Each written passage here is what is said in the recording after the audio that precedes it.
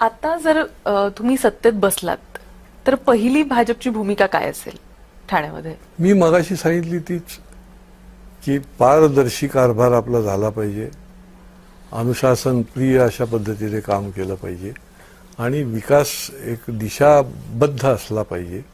ठाणेकरांच्या ज्या बेसिक गोष्टी आहेत त्या पूर्ण करण्याकरता त्याचा एक मास्टर प्लॅन बनवायला पाहिजे. कारण अनेक गोष्टी ज्या आहेत की ज्याचे मास्टर प्लॅन आमच्याकडे आहे, आम्ही बनवलेला आहे, आमच्या जाहीरनाम्यामध्ये आहे.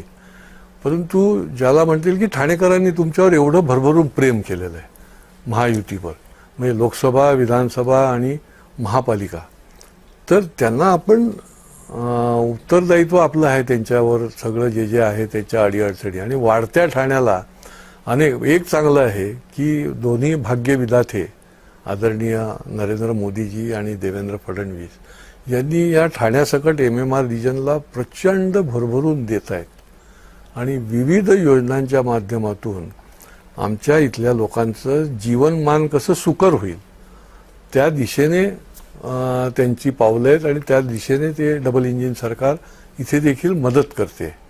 स्वतः एकनाथ शिंदे साहेब देखील मुख्यमंत्री होते, ते देखील सरकारमध्ये आहेत.